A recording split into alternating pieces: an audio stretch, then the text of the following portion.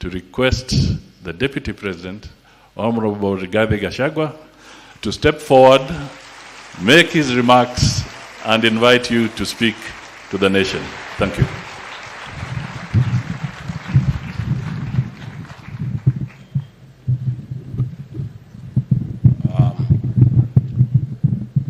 Your Excellency, the President of the Republic of Kenya, Dr. William Samoei Ruto, the Prime Cabinet Secretary, the Honorable Musalia Mudavadi, Cabinet Secretary is present, the Chairman of the Public Service Commission and your commissioners, and my fellow public servants, good morning. Your Excellency, for those who may not know, my journey to leadership started in the public service. I joined the public service on the 16th of January 1989 as a district officer cadet at a salary of 3,230.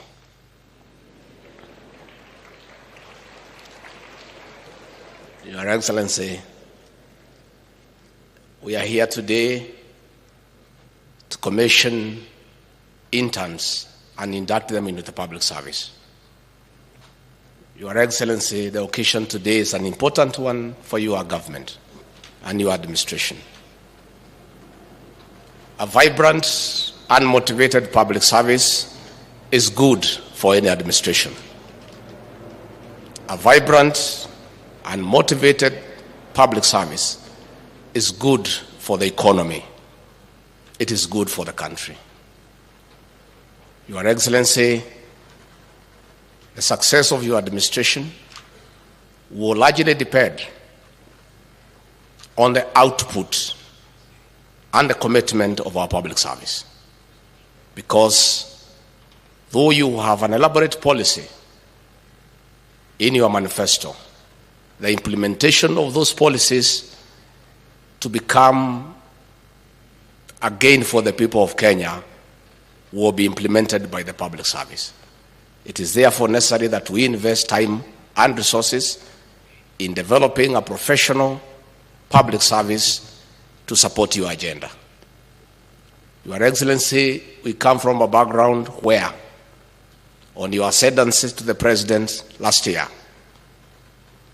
we found a demoralized public service. Your Excellency, in the last 7 months, through Felix Koskei, the head of public service, a deliberate program to motivate the public service has been put into place. And I want to assure our public service that the President is committed to having a professional and motivated public service so that we can expedite on service delivery. Your Excellency, in the last 10 years before you ascended to the presidency, I interact with many public officials because I was one of them, and many senior public officials were in my detail. The chairman of the Public Service Commission here, Ambassador Muchiri, was with me in paramilitary training in 1990. He was a bit lazy with the pistol, but he was good with the rifle. And we used to interact with these people those 10 years. And Your Excellency, the public service took a serious beating in terms of image. The previous administration let loose officers from the DCI to harass public servants by arresting them and extorting money from them. And it reached a point where it was becoming like a crime to be a public servant.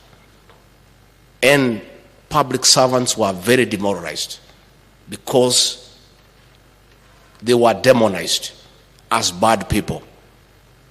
And Your Excellency, since you came to office, that has come to an end. The public servants have been dignified.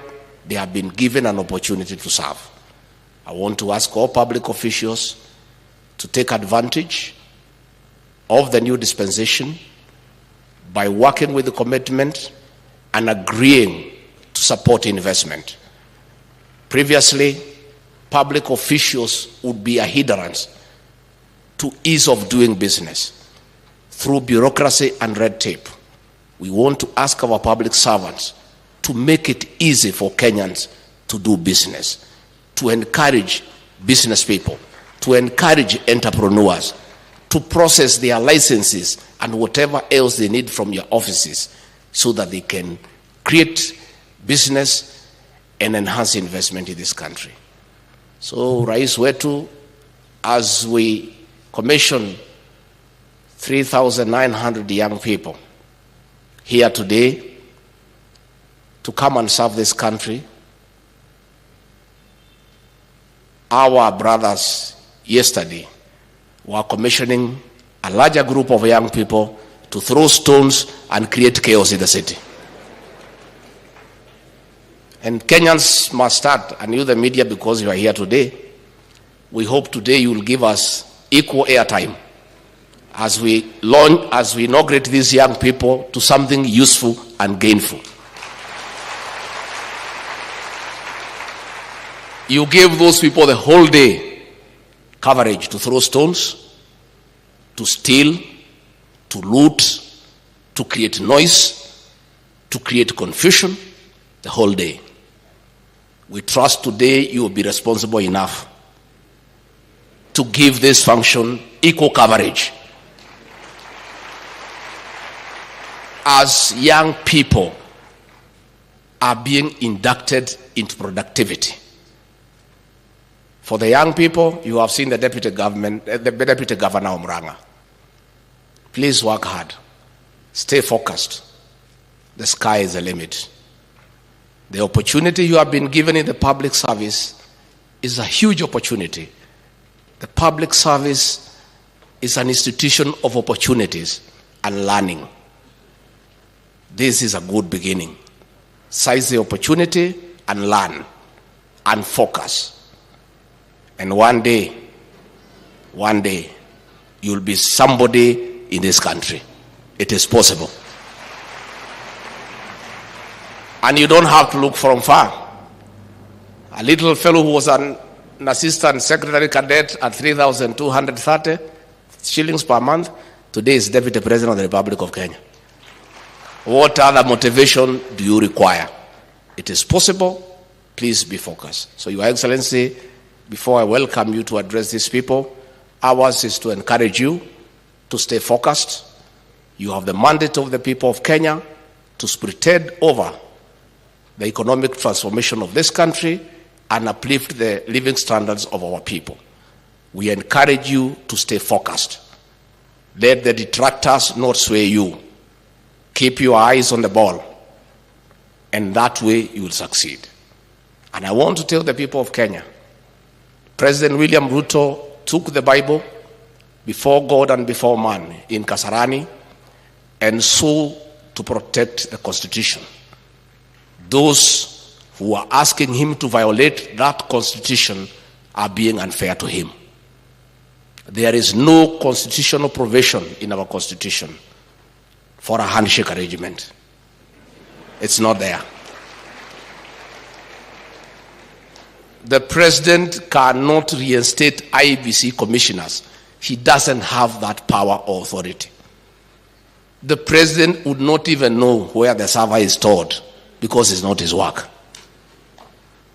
This server is being looked for in Mukuru Kayaba, in Koinange Street. I don't know where they are looking for it. We are also interested to know where it is. So if you have some information as to where it is, you tell us so that we can tell the people who are perpetrating post-election violence where it is, so that they stop ruining businesses of other people. Mtuambie hii server iko wapi, tuambie waende huko kuliko kuharibu biashara ya watu kila pahali. And these are not demonstrations. This is post-election violence. The elections was done, Supreme Court ruled, and these people have brought violence. And these are not demonstrations anymore. It's post-election violence. Your Excellency, you have given guidance to this country. This is a country of the rule of law. Let our officers protect life and property, and let everybody go about his businesses without hindrance, without intimidation, because this is our country. With those very remarks, I request all of you to be upstanding and help me with applause to welcome the President of the Republic of Kenya, Dr. William Samoei Ruto. Mr. President.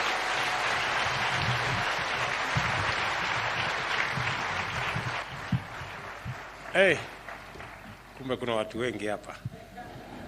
Let us take our seats. Thank you very much. Asante sana.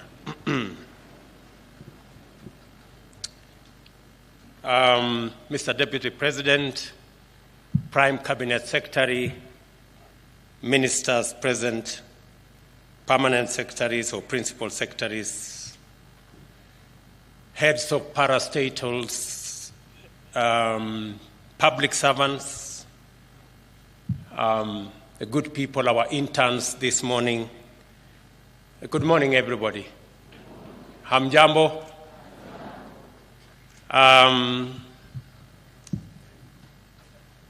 Madam Aisha Jumwa, thank you very much for putting this together.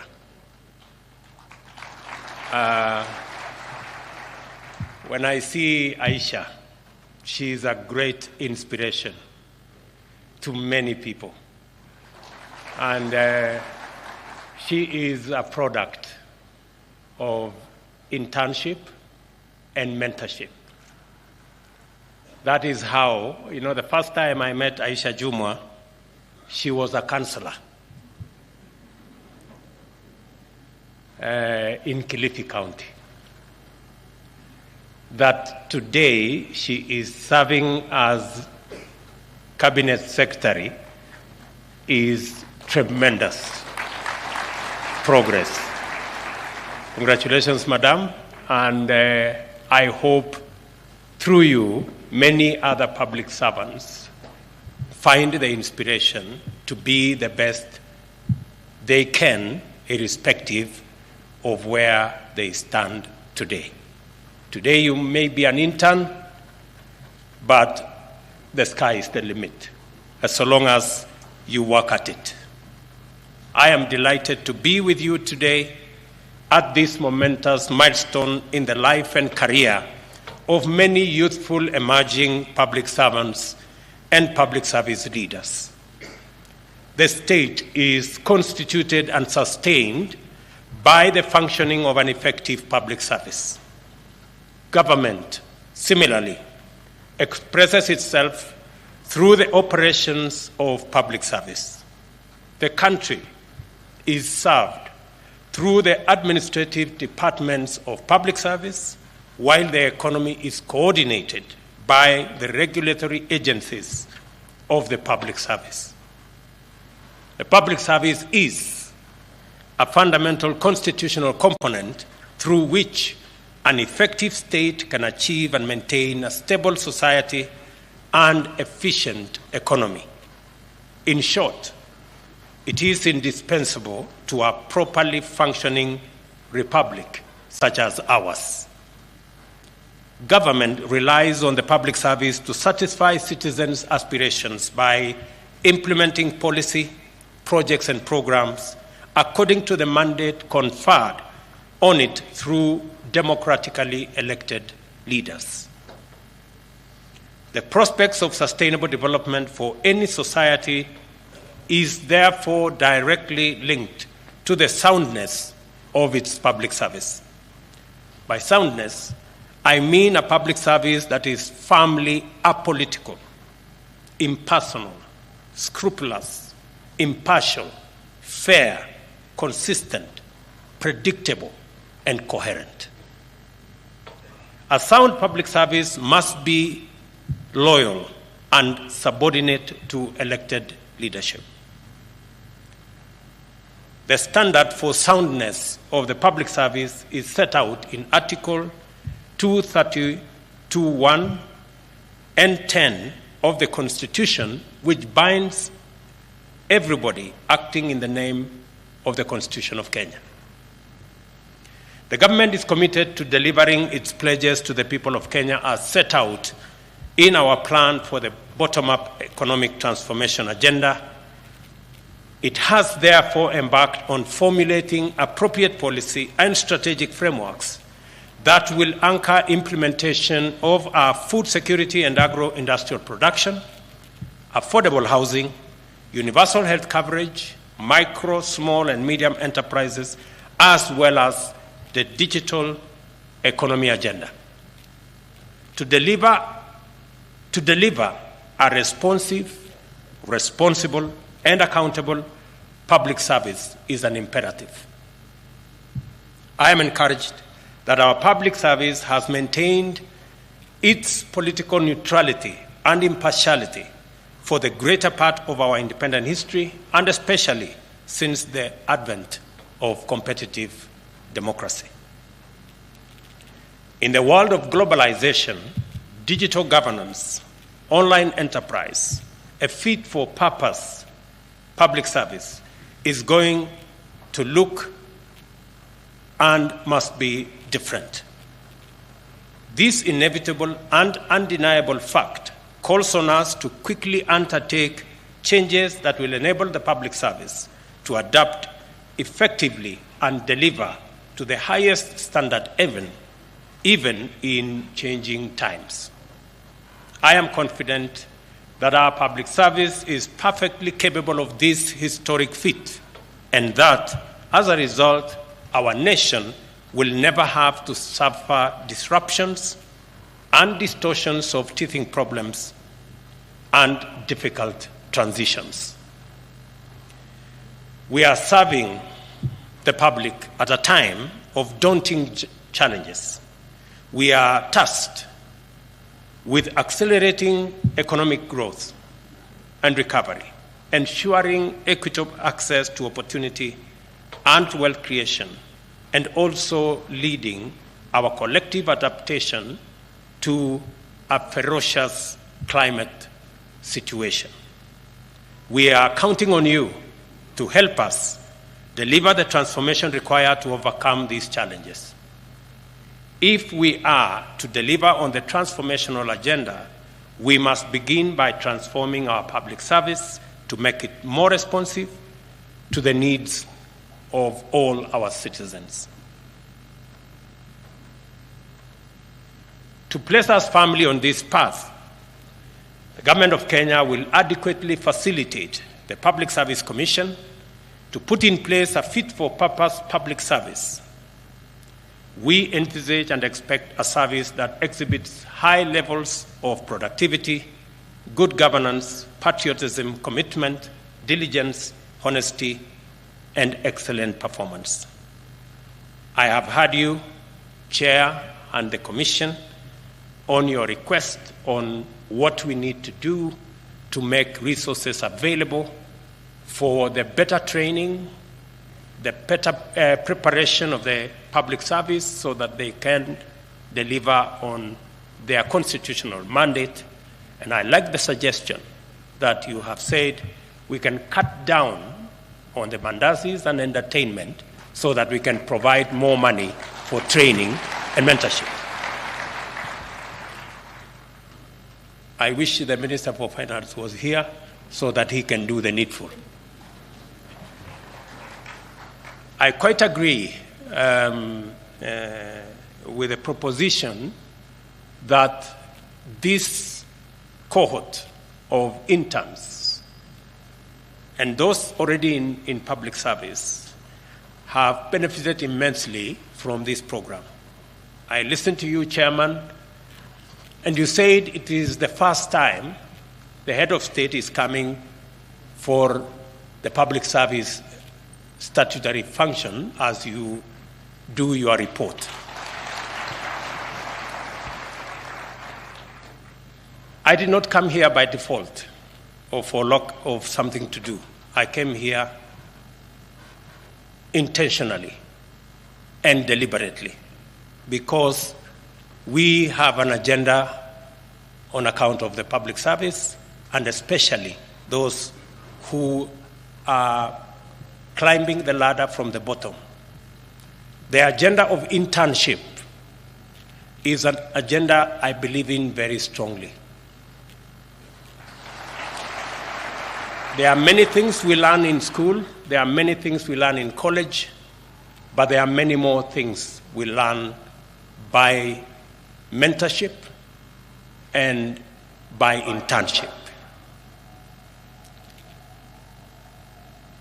I am a great believer in internship and mentorship because I have seen the benefits and the value of mentoring others, providing an opportunity for others to learn. I have had the privilege to mentor many politicians. I have had the privilege to provide internship for many people in the political space. And part of any success, whether in public service, whether in business, whether in politics, is to be able to mentor others to be as good, if not better, than yourself. And I hope those of us who have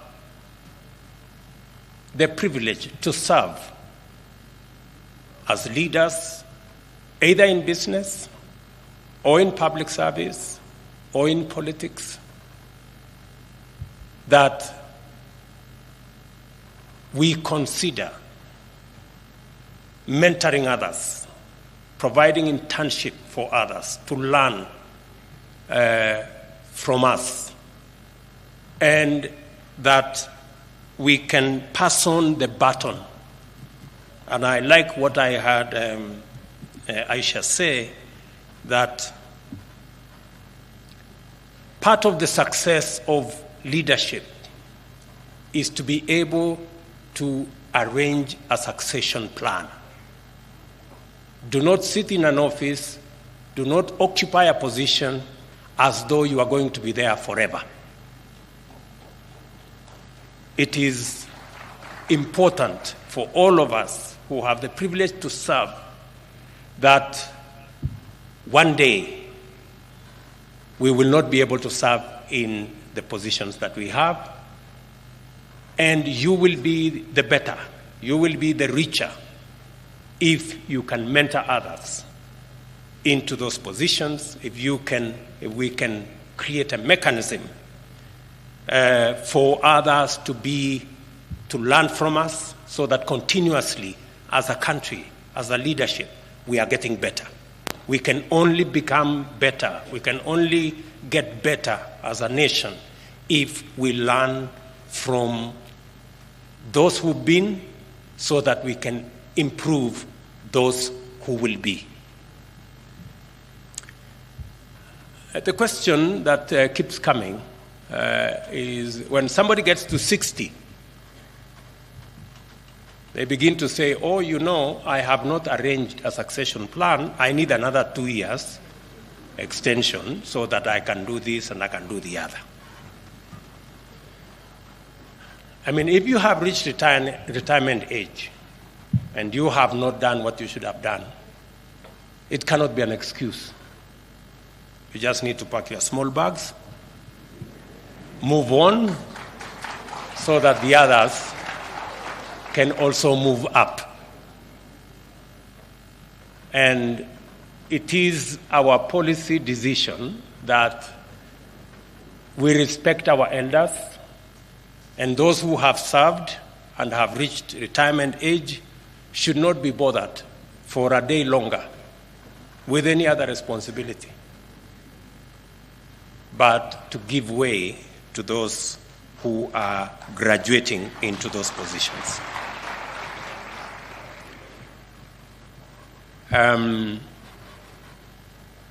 As a politician, when my time comes, I am very confident that I have mentored enough young people, young leaders, who can, if not serve as good, maybe serve better than I have done.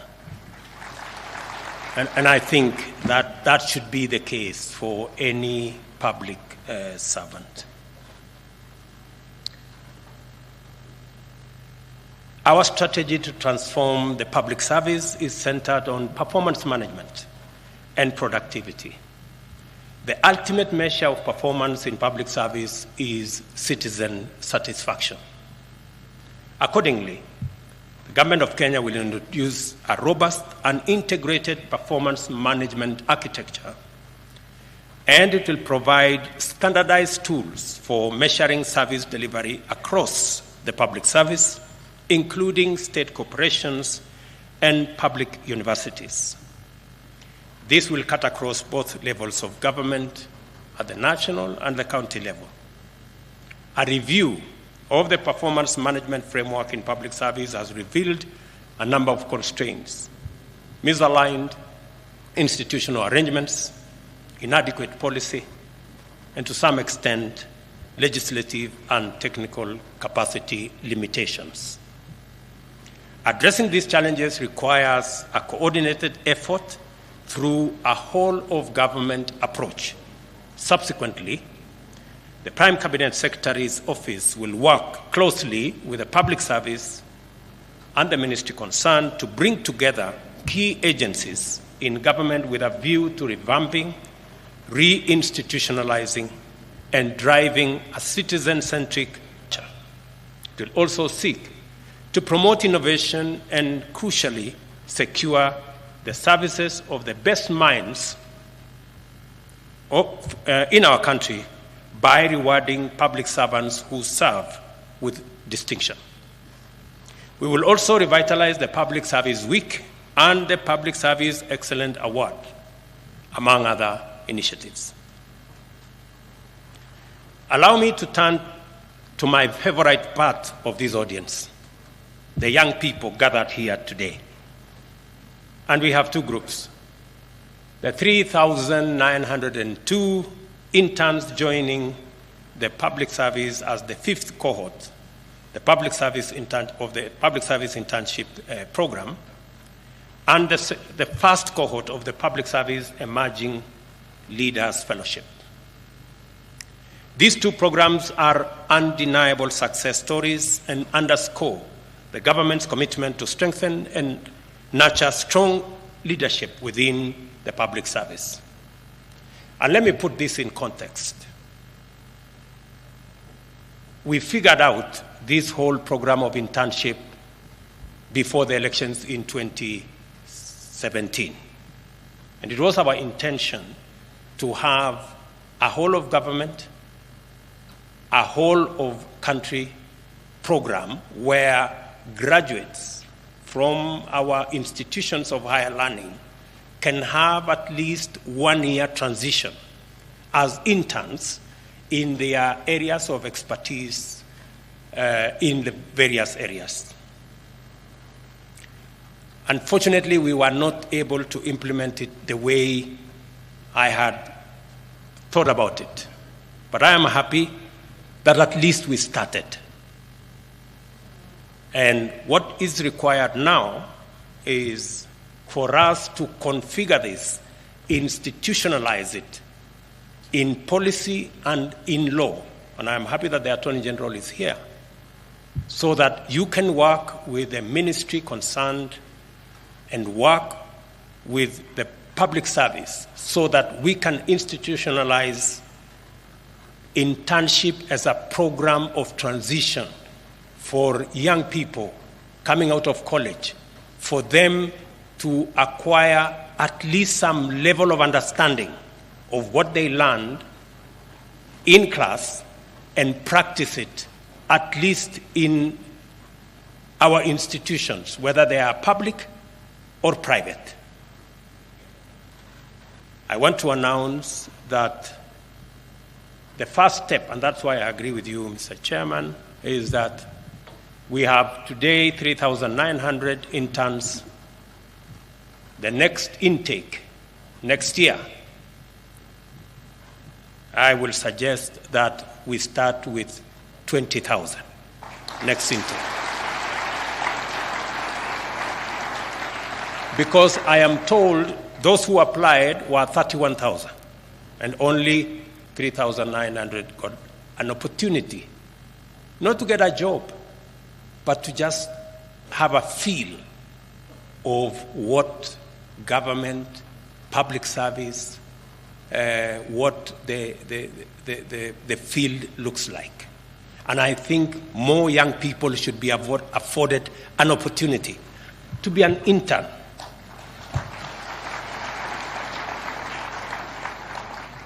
I will be proposing that we work with the private sector so that private sector companies, industry can work with us on this internship program.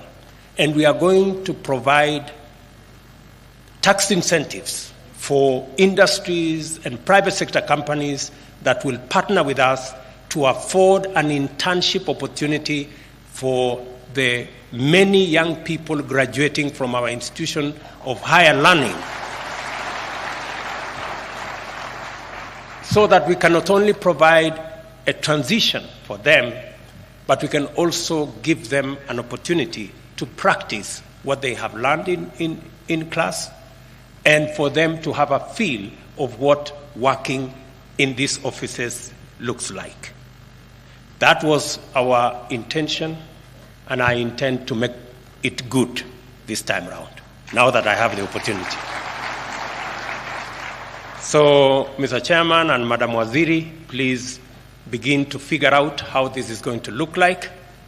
I have some ideas. If you talk to me on the side, I have some ideas on how I think this should look like, so that we can, of course, take it through the usual process of public participation, so that also Kenyans can bring their ideas on what we need to do for our young people as they graduate from our institutions of higher learning.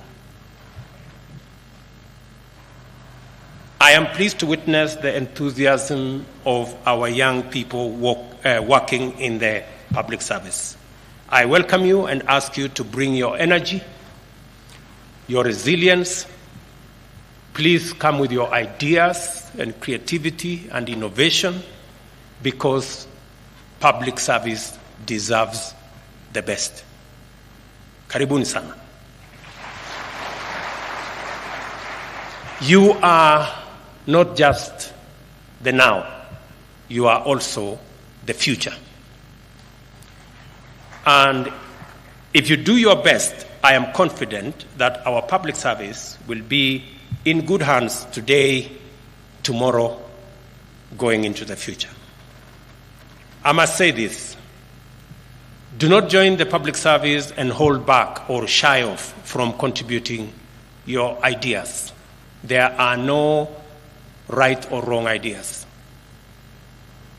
We must always be prepared for a good idea to give way to a better idea, and for a better idea to give way to the best idea.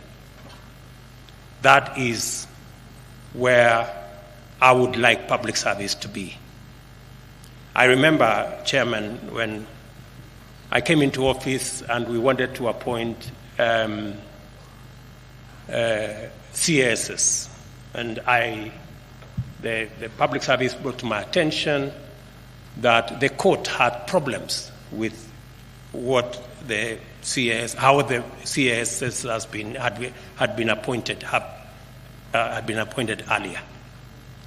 And I, after consultations, I told the chair and the public service, all I need is honest advice. And all we must do is go by the rule of law. And we had to redo the whole architecture because it was the advice of a professional public service. All public servants must discharge their mandate, their responsibility, go about their work, and be honest and serve, as was said here ably, with dignity. No is also an answer. If it is not possible, please say it is not possible. Do not cut corners. Do not bend rules. Let us play by the rule book. That's how Kenya is going to go forward, and that's how public service is going to remain professional.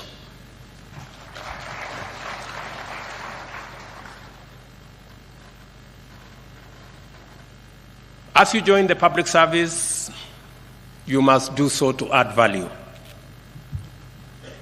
to bring something new to the ecosystem where you will be working from. We expect ideas, we expect excellence, and we expect innovation and creativity.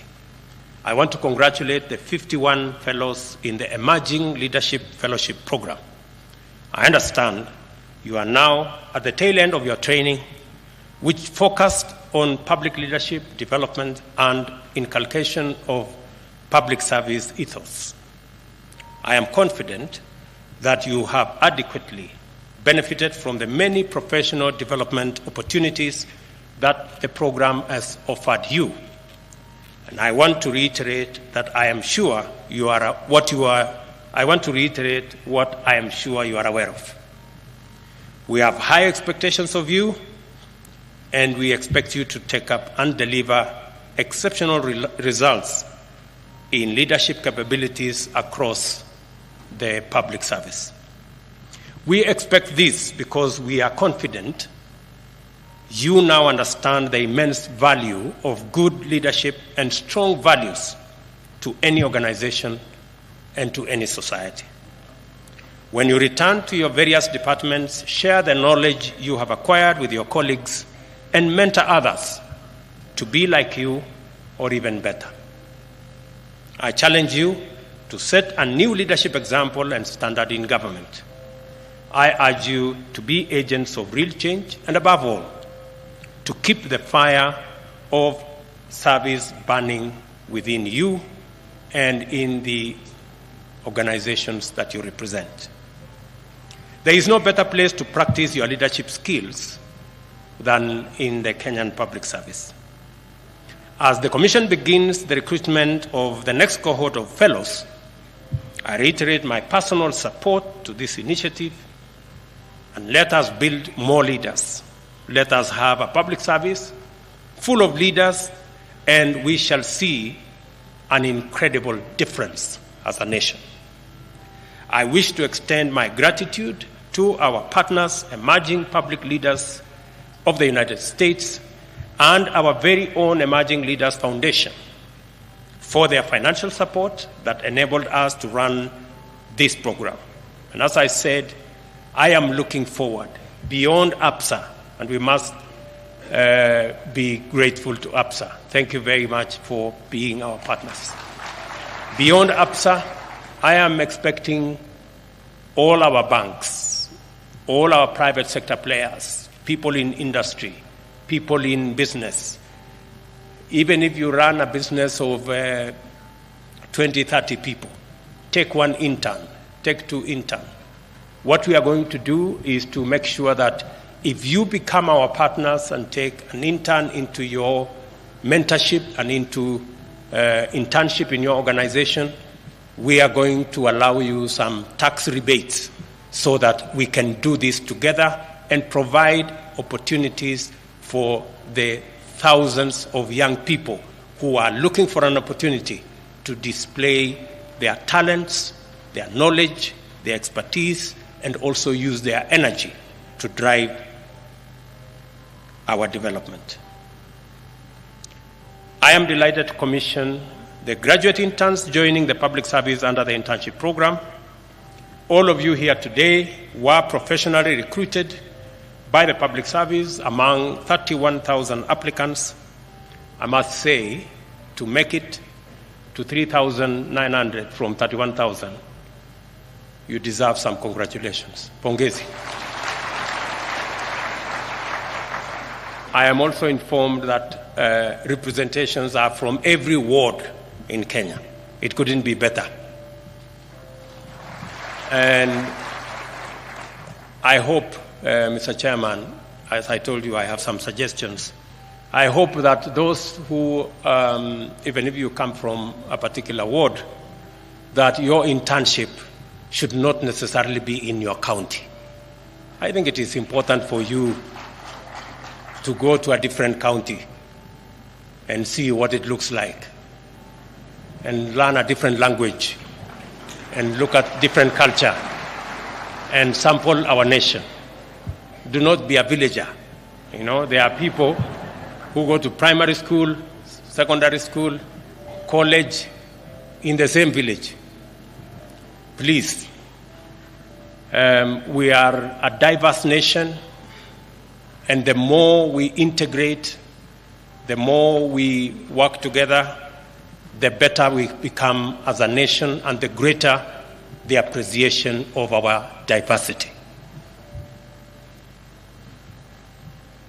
This means that all of you, the 3,900, are special.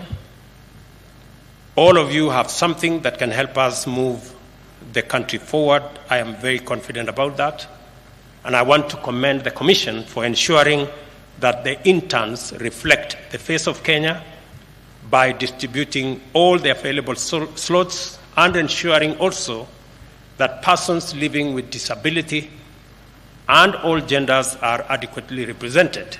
Again, Mr. Chairman, since these are very few opportunities, I hope next time, and since it is within your power, we can make this admission to internship 50-50 when it comes to gender, so that we can take this forward. Now, in its fifth cycle, the internship program has benefited more than 16,500 young graduates and continue to grow in popularity and reach. The program has injected vigor and energy into the public service through the creativity and ingenuity of youthful graduate interns. The length and breadth of Kenya has felt the impact of this program. The public service needs you and all of us. We have hopes in you. After your internship, you will be interested, hopefully, in a career in the public service. At the individual level, the internship program gives you an opportunity to gain work experience, develop interpersonal skills, build self-confidence, and enhance your chances of employment. I think the Deputy Governor of Murang'a is one such example. It is encouraging to note that over 10% of the interns who have previously been on the program have progressed to full-time employment in public service institutions.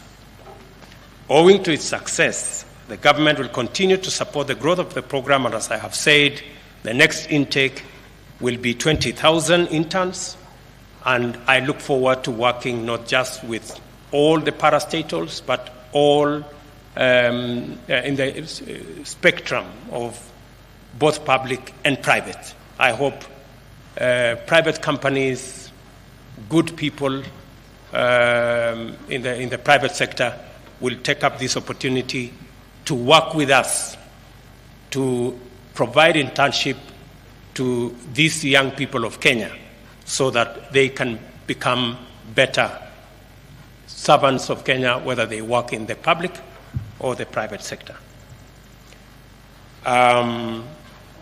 Much as we would wish to absorb all of you after the internship, we acknowledge that the government does not have enough openings for all of you. However, the government will continue to implement policies that promote investment and job creation by the private sector, as we were doing yesterday.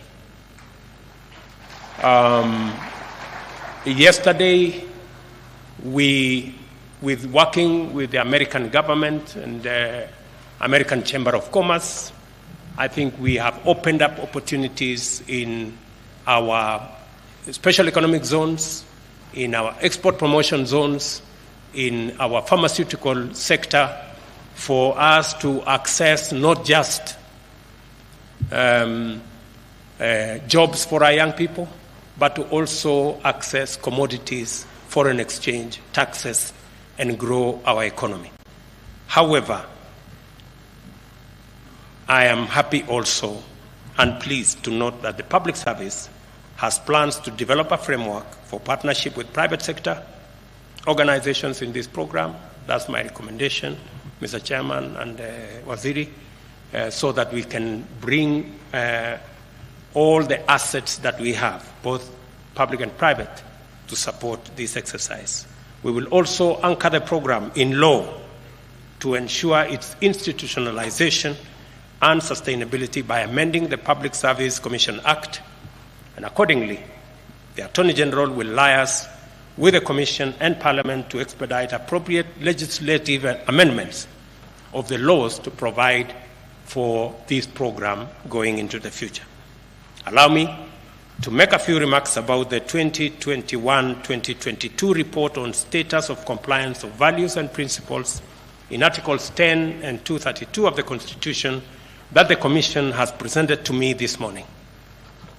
I note that the survey covered 477 public institutions out of 525, representing a response rate of 91%. The head of public service is directed to write to those who did not respond to explain to us which government they serve. While this is an improvement from the previous year, anything short of 100% response is not only unacceptable, it is not right. Going forward, the Government of Kenya will demand answers from public institutions that do not participate in this evaluation that is anchored in law and in the Constitution. It is worth noting that the overall compliance level improved from the previous financial year, indicating that public institutions have progressively aligned with the national values and principles of governance outlined under Article 10 of the Constitution and values and principles of public service under Article 232 of our Constitution. I want to assure you that the government will fully implement the recommendations of this report. We will ensure that the public service reflects the face of Kenya's diverse communities and affords adequate and equal opportunities for appointment of women, men, members of all communities, and persons living with disability. The recommendations to migrate public service to online platforms to ensure compliance with values and principles of governance is in perfect synchrony with our plan to digitize government services. So far, 5,700 government services have been digitized, and we are well on course, ensuring that by June this year, between 90% and 100% of all government services will be online, so that the public service can be much more efficient and much more effective in delivering services to the people of Kenya, even as we use the digital platform to eliminate corruption, to eliminate pilferage, to eliminate wastage, and to make government services not just efficiently delivered, but also to make it easy for citizens to interact and work with their government. The recommendations will be, as I have said, completed, and this exercise will be done by June to allow Kenyans to access services without unnecessary bureaucracy. The digital transformation era that we live in demands smart solutions. Now more than ever, we need our smartest and most innovative men and women to drive public service, secure our country, grow our economy, and promote social inclusion. The government will therefore continue to invest in the development of skills to support transformation into a truly digital economy. Finally, let me extend my gratitude to all public servants across the country for the work you do and you continue to serve our nation. The government will progressively improve your terms of service and conditions of work. It is now my pleasure, ladies and gentlemen, after everything I have said, to say that as we progress together, let us not be distracted. We are a robust democracy We believe in the rule of law, and it is my contention that the Constitution, even as it provided for us to have divergent opinions, and we should. In fact, something would be very wrong with us if we agreed on everything all the time. Having competing ideas, having divergent opinion is part of what we celebrate as a democracy, and we must celebrate our diversity in ideas as well. But it is my position that the Constitution did not envisage that different opinions would result in chaos or loss of property or loss of life. We must, all of us, be able to celebrate all the rights provided for in our Constitution in a manner that respects the rights of others, and also in a manner that does not destroy property or in a manner that does not make our children not go to school. I think we can do that. We are mature enough to be able to do that, and I hope that all of us will begin to understand where we must go. It is now my pleasure to declare the 5th cohort of the Public Service Internship Program and the 2021-22 report on status of compliance with values and principles of Article 10 and Article 232 of the Constitution by the Public Service officially launched. Asanteni sana. Thank you very much. God bless you. Na asante sana. Congratulations, Chairman and all the commissioners. And we look forward to working with you. And I think all is well. Na wangwana wale interns, congratulations for being part of this program. I look forward to working with you, and I look forward to us moving the country forward together. Asanteni sana. God bless.